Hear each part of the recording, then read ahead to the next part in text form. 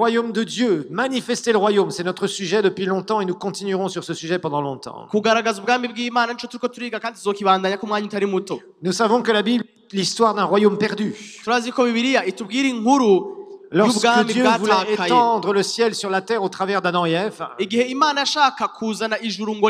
nous avons vu qu'Adam et Ève avaient les droits de gestion sur la propriété de Dieu, c'est-à-dire la terre.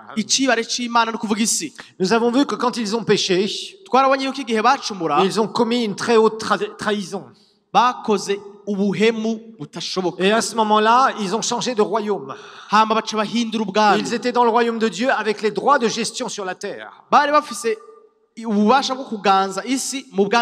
Leadership, économie et social. Et lorsqu'ils ont péché, à ce moment-là, il y a eu un transfert de propriété d'Adam et Ève vers le royaume de Satan.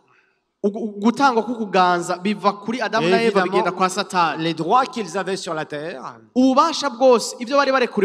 été transférés dans le royaume des ténèbres. C'est pour ça que la terre est un chaos depuis la chute d'Adam et Ève. Nous voyons même leurs enfants. Nous voyons Caïn qui devient le premier meurtrier. Et il n'y a aucun système judiciaire pour le punir. Il n'y avait pas de nation à cette époque. Et on voit après, un certain Lémec, un peu plus tard, quelques générations plus tard. Il ne semble pas avoir de problème avec sa première femme, mais il prend 2 femmes et il devient meurtrier et il s'en vante aussi.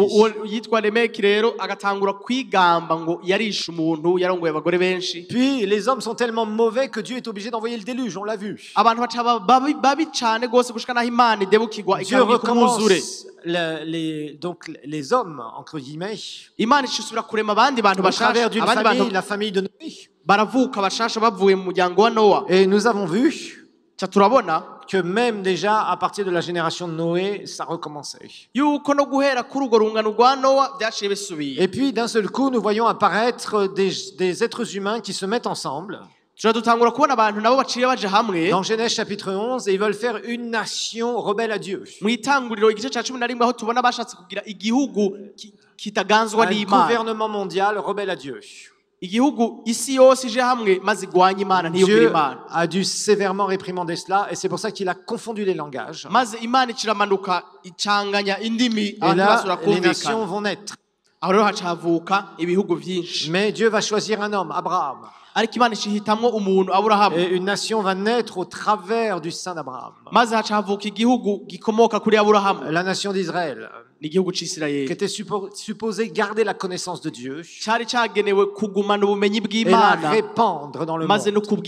Israël a des prophéties. C'est de devenir la nation la plus puissante du monde qui dirigera le monde. Rappelez-vous, Dieu a toujours son projet d'établir sa royauté sur la terre. Et je veux que vous compreniez ça parce que je veux que vous soyez motivés pour aller prêcher l'évangile. Notre motivation doit être la construction du royaume de Dieu. Et pour cela, il faut le comprendre et le manifester. Savoir exactement ce que Dieu nous demande. Quand vous êtes mandaté pour quelque chose et que vous passez à côté de votre mandat, vous loupez tout et vous n'avez pas l'autorité qui vous a envoyé. Et c'est ce que nous devons comprendre dans le royaume de Dieu. Le mandat divin pour l'Église, nous allons l'expliquer. Parce que nous avons un désordre gigantesque. Parce que la plupart des gens ne comprennent pas le royaume de Dieu. Et ne le manifestent pas. Ce qui fait que on a un désordre, tout le monde s'intitule, s'intronise avec des titres et des machins et des trucs. Ou utilise les choses du royaume de Dieu pour construire des empires personnels. Plutôt que de comprendre vraiment quelle est la mission que Jésus nous a laissée. Nous avons vu au 6e siècle avant Jésus, un homme va recevoir une révélation sur le songe d'un roi.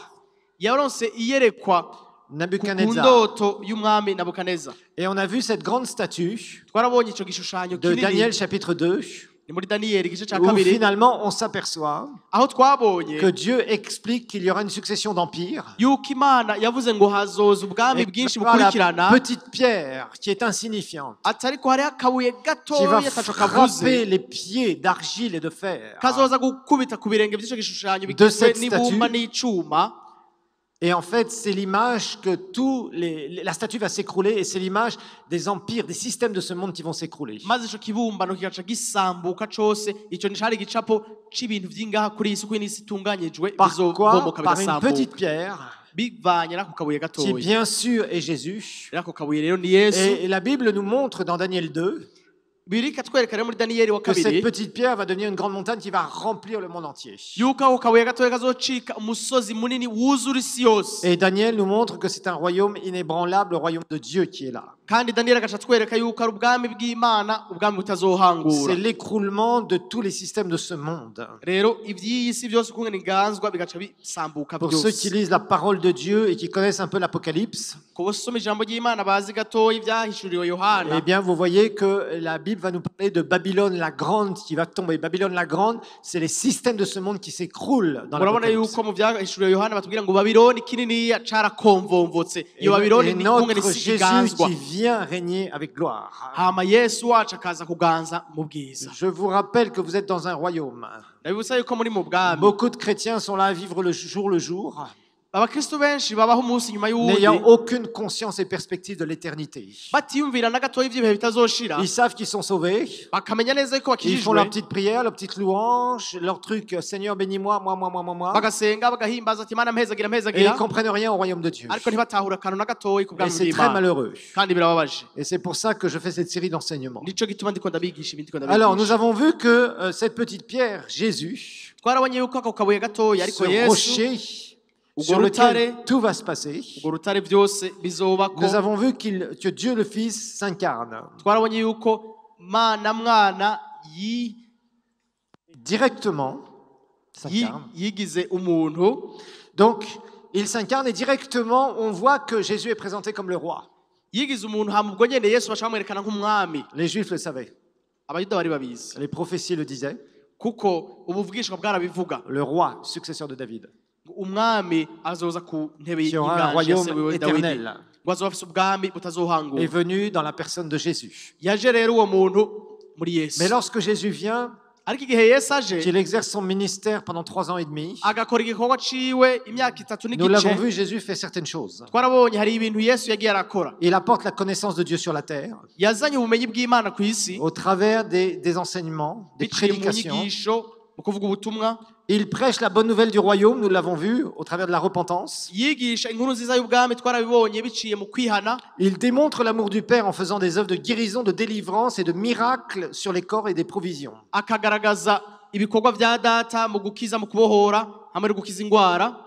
Et il montre clairement comment régner et vivre dans ce monde. akerekana neza ukungene twoganza kandi tukaba muri iyi si. Dominer les circonstances. umuntu akaganza Du péché, de ibimushikira, la maladie, de la pauvreté, akaganza ingwara, akaganza ubukene, de la akaganza icaha, dépression, akaganza kandi no de la gukandamizwa, possession démoniaque. akaganza kandi no Au kufatwa milieu n'amadayimoni d'un monde de ténèbres. hagati y'iyi si Ne vous faites pas y'umwijima. d'illusions, ce monde ne connaît pas Dieu. rero ntimwibeshe, iyi si ntizi Imana. La vraie révélation ihishurwa se ry'ukuri reçoit dans la prière et dans la communication urironka avec le Seigneur par le Saint-Esprit. mu masengesho kandi no kwakira ico muhemu yaraguhaye. Et il fait comprendre aussi que son royaume n'est pas de ce monde. Nous l'avons vu devant Pilate. kandi imbere ya Pilato yaciye yerekana neza yuko ubwami bwiwe atari ubw'iyi si. Nous avons vu que les Juifs voulaient le faire roi et il a dit non, ce n'est pas le temps. twarabonye yuko abayuda bo bashaka kumushira ku butegetsi ngo abe umwami, Car ariko baravuga ati Jésus devait ntaragera, accomplir son sacrifice. kuko Yesu yategerezwa kubanza gushitsa ikimazi Et il ciwe. montre aussi aux Juifs qu'ils ont failli à leur mission. aca arerekana n'abayuda yuko bananiwe igikorwa bari barahawe. Nous avons vu que Dieu voulait régner au travers d'eux.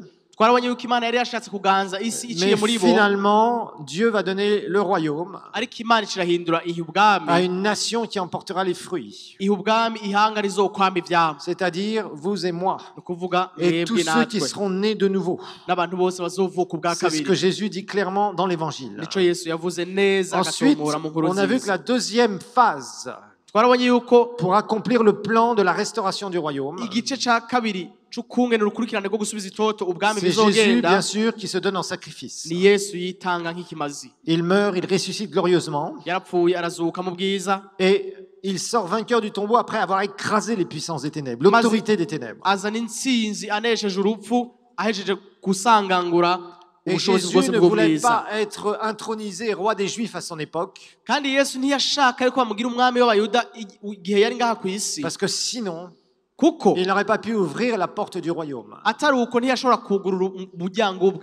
je vous rappelle qu'il a ouvert la porte du royaume au travers de son sacrifice à toute personne qui se repent de ses péchés, qui reçoit le salut par la grâce et par la foi, et qui va naître de nouveau. Et Jésus le dit bien à Nicodème, il dit, si quelqu'un n'est pas né de nouveau, qui n'est pas né de l'esprit, qui n'est pas passé par ce plus grand des miracles, il ne peut ni voir ni entrer dans le royaume de Dieu. Donc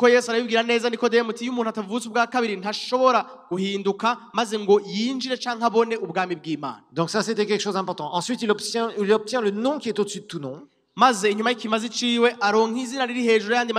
qui permet à l'homme pécheur de venir avec un cœur repentant et d'être sauvé. Mais aussi, au travers de son nom, il transfère une autorité légale qui permettra à ceux qui vont continuer ce qu'il a commencé de faire de pouvoir le faire. La dernière fois, nous avions terminé en expliquant que Jésus avait deux motivations sur la terre. Et qui doivent être les motivations de chaque personne qui appartient au royaume de Dieu. Si tu n'as pas ces deux motivations, ça veut dire que tu es un consommateur. Tu n'es pas un producteur. Tu es quelqu'un qui un jour a entendu l'évangile et à qui on a dit, tu peux avoir tes péchés pardonnés, donne ta vie à Jésus. Tu étais dans le trou. Tu étais dans la galère et finalement tu as entendu la bonne nouvelle du royaume et tu as demandé pardon pour tes péchés. Tu as accepté Jésus, tu es sauvé, mais finalement tu ne t'occupes que de toi parce que tu n'as aucune motivation d'amour vis-à-vis de ton Père Céleste. Et ça, c'est un grand drame, un grand aveuglement qu'on voit beaucoup dans le corps de Christ aujourd'hui. Les consommateurs, au lieu de personnes qui veulent vraiment être des producteurs dans le royaume. Produire dans le royaume te demandera beaucoup d'efforts et de renoncement. Mais aujourd'hui, on ne veut parler que de consommation dans le royaume. C'est pour ça que beaucoup de gens ne prêchent que la bénédiction sans la consécration. Mais Jésus faisait tout parce qu'il était consacré à son Père et à l'amour du Père. La deuxième chose, c'est que le Seigneur lui-même vraiment avait une sainte colère divine contre le royaume de Satan. Et ça aussi, c'est une motivation que tu dois avoir. Dans ta vie, tu dois vouloir désirer détruire les œuvres du diable. Quand tu annonces l'évangile, tu amènes une personne à Christ, tu as détruit les œuvres du diable dans sa vie. Quand tu pries pour un malade et que le malade est guéri, tu détruis les œuvres du diable. Quand tu délivres un démoniaque, tu détruis les œuvres du diable. Quand tu pries avec quelqu'un et que tu vois une réponse divine, tu vas détruire les œuvres du diable. Et c'est ce que Jésus faisait. Et c'est ce que tu es appelé aussi à faire. Il y a trop de chrétiens qui veulent se complaire simplement quand ils découvrent la présence de Dieu. Ils veulent juste adorer et se sentir bien.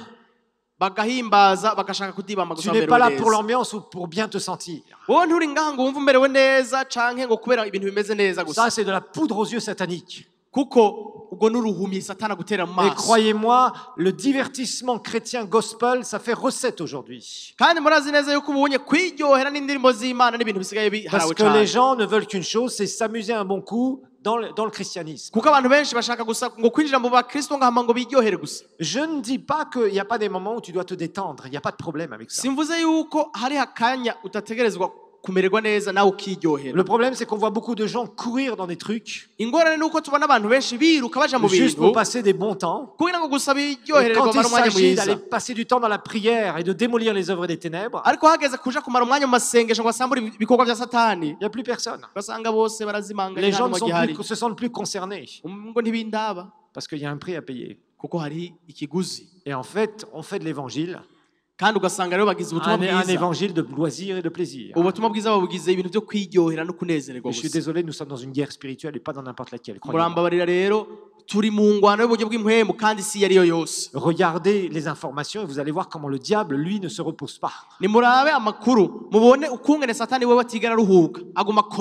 Amen. Amen. Le diable ne se repose pas. Par contre, on a l'impression que l'église joue dans une cour de récréation. Et le diable ne se repose pas. Et toutes les destructions qu'il peut faire. Tous les trucs qui deviennent normaux, entre guillemets. Tous les trucs les plus sales qui deviennent des choses normales. Regardez les médias, tout passe. On est envahi de choses qui nous parlent finalement des œuvres du diable. Sauf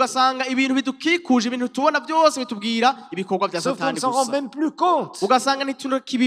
Parce qu'on est habitué. Et il y a quelque chose à faire, frères et sœurs. C'est l'église qui doit se lever et dire que nous n'acceptons pas ça. La troisième phase de la restauration et de l'instauration du royaume de Dieu, c'est le départ du roi. Le départ du roi. Numéro 1, c'était sa venue, la venue du roi sur la terre. Numéro 2, son sacrifice pour nous ouvrir toute la porte du royaume. Et numéro 3, c'est son départ. Le roi, après avoir accompli sa double mission, il va retourner au troisième ciel. Et ça, il va falloir vraiment le comprendre. Parce que Jésus, le roi des rois, repart au troisième ciel, où il va s'asseoir à la droite de la majesté divine. La Bible nous en parle à plusieurs reprises. Lorsque nous étudions ce sujet sur notre identification avec Christ, à l'Institut biblique, j'explique chaque étape du sacrifice de Christ. Pour qu'on comprenne étape après étape. Et il y a un moment où on explique justement comment Jésus s'est assis dans une position d'autorité. Dans Hébreux chapitre 1 verset 3, il nous est parlé de cette assise du roi dans les lieux célestes.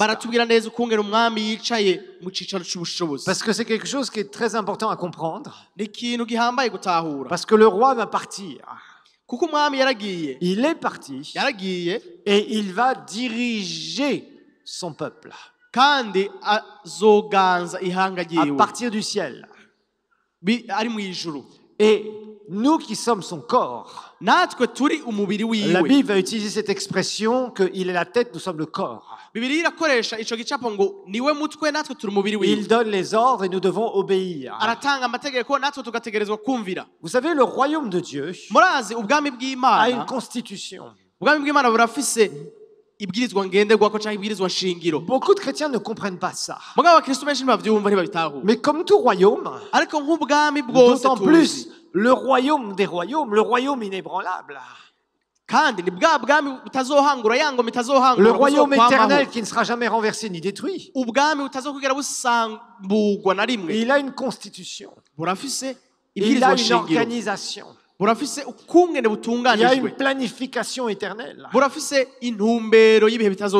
Et beaucoup de chrétiens ne s'en rendent même pas compte. La plupart d'entre vous, vous êtes là tous les jours, minute après minute, jour après jour, en train de faire vos petites affaires, vos business, vos machins, vos trucs, votre petite vie, sans réaliser que vous êtes dans un royaume des ténèbres, mais que vous êtes la propriété de Dieu, avec des lois spirituelles d'une constitution divine, au milieu d'un monde qui est hostile à tout ce que vous faites dans le Seigneur. Quand tu commences à réaliser ces choses, tu vas t'apercevoir que Dieu te donne des lois spirituelles qui te permettront de changer un certain nombre de choses, de situations, et de marcher comme il a marché. Maintenant, il faut que tu le comprennes d'abord. Il faut que tu comprennes que ici sur cette terre, c'est un monde de ténèbres. Au milieu, toi, tu es un enfant de lumière. Et tu dois briller comme la lumière. Tu as des lois spirituelles sur lesquelles tu es assujetti, que tu dois comprendre et pratiquer pour amener la puissance de Dieu dans les différentes situations. Donc ça, c'est quelque chose que tu dois comprendre. Si tu ne comprends pas ça, tu ne comprendras rien. La Bible nous dit, Dieu, dans ces derniers temps, nous parle par le Fils qu'il a établi héritier de toutes choses, par lequel aussi il a créé le monde. Verset 3. Très bien. Et qui étant le reflet de sa gloire et l'empreinte de sa personne, et soutenant toutes choses par sa parole puissante, a fait la purification des péchés et s'est assis à la droite de la majesté divine dans les lieux très hauts. On peut lire le verset 30 qui on dit. Kuko arugukayangana kubwiza bwayo nk'ishusho ya kameremere kayo kandi ashigikiza byose ijambo ry'ubushobozi bwiwe ahejeje gushiraho umuhagiro w'ivyaha avyagira iburyo bw'icubahiro c'ubwami mw'ijuru. La Bible est claire ici. Le roi est revenu et s'est assis à la droite de la majesté divine. Alors, la droite, ce n'est pas une position physique telle qu'elle. Dans la parole de Dieu, la droite, ça signifie une position d'autorité.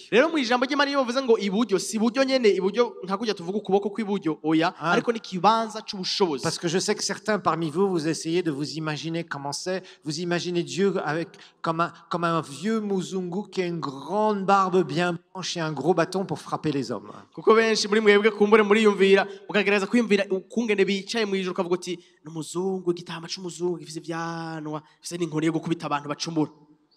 Ça n'a rien à voir.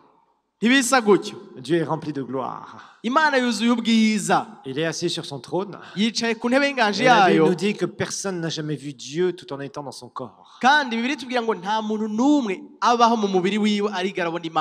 ne peux pas voir son visage et être un terrien. Voir Dieu face à face et vivre dans ton corps, c'est pas possible. Pourquoi? Parce que ton corps est mortel. Et il est rempli de gloire, notre roi. Le Père est rempli de gloire. Et tu ne peux pas voir Dieu face à face avec ton propre corps. C'est pour ça que vous verrez les révélations et les visions qu'il y a dans l'Ancien Testament, comme dans le Nouveau d'ailleurs. Ils disent qu'ils n'ont pas vu Dieu face à face. Ils n'ont pas vu voir son visage. La Bible nous dit que Jésus, après avoir fait la purification des péchés, est retourné au troisième ciel, où il s'est assis dans une position d'autorité. Nous avons un autre verset qui nous le montre. Nous avons Éphésiens chapitre 1, où la Bible va nous montrer ces choses. Alors, on va lire à partir du verset 16, je vais lire en français, et on lira juste le verset 19 et 20 et 21, 19-21 en Kirundi. Donc, Éphésiens chapitre 1, verset 16. « Je ne cesse de rendre grâce pour vous, faisant mention de vous dans mes prières, afin que le Dieu de notre Seigneur Jésus-Christ, le Père de gloire, vous donne un esprit de sagesse et de révélation dans sa connaissance, qu'il illumine les yeux de votre cœur pour que vous sachiez quelle est l'espérance qui s'attache à son appel, quelle est la richesse de la gloire de son héritage qu'il réserve aux saints. Ça, c'est une prière qu'on fait souvent. Et quelle est envers nous, qui croyons, l'infinie grandeur de sa puissance, se manifestant avec efficacité par la vertu de sa force. Il l'a déployé en Christ, en le ressuscitant d'entre les morts, regardez bien, ressuscitant d'entre les morts, en le faisant asseoir à sa droite dans les lieux célestes, c'est-à-dire au 3e ciel, au-dessus de toute domination, de toute autorité, de toute puissance, de toute dignité, de tout nom qui peut se nommer, non seulement dans le siècle présent, et regardez bien, dans le siècle, mais encore dans le siècle à venir. Il a mis tout sous ses pieds et l'a donné pour chef suprême à l'Église. ngo mumenye n'ubwinshi buhebuje bw'ubushobozi bwayo ikoreshereza muri twebwe abizera nk'uko gukora kubasha bw'ubushobozi bwayo kungana uko yakoreye muri Kristo hamwe yamuzura mu bapfuye ikamuvyagiza iburyo bwayo ahantu ho mu ijuru imushize hejuru cyane y'ubukuru bwose n'ububasha bwose n'ubushobozi bwose n'ubwami bwose n'izina ryose rivugwa si muri iki gihe gusa ariko no muri kazoza. Alors la Bible est claire aussi là-dessus. Bibiliya bitomora neza. Jésus est retourné au 3e ciel, assis dans une position d'autorité. Yicaye mu kibanza c'ubushobozi. Au-dessus, la Bible nous dit, de toute autorité, de toute puissance, souveraineté, au-dessus de tout nom qui peut se nommer. Ngo hejuru ubushobozi bwose ubwami bwose hejuru y'izina ryose rishobora kuvugwa. Et ça, c'est quelque chose aussi qui est important que tu dois comprendre. Ico ni ikintu utegerezwa gutahura gihambaye. Christ, après avoir accompli sa double mission ici, le roi, après avoir visité sa propriété, rappelez-vous, nous sommes dans la restauration et l'instauration du royaume de Dieu sur la terre. Et comprendre quelle est notre mission. Parce que beaucoup d'enseignements qui sont faits sur le royaume aujourd'hui, malheureusement, commence à dévier sérieusement. Et le royaume est une réalité, c'est quelque chose qui est très important à comprendre. Mais il faut savoir exactement où nous en sommes, dans quelle phase nous en sommes, afin d'éviter de déraper et de faire une génération, comme on le voit de plus en plus, qui est devenue égoïste, qui n'est tournée que vers elle-même, et dans certains d'ailleurs qui utilisent le royaume de Dieu pour se gonfler et devenir orgueilleux.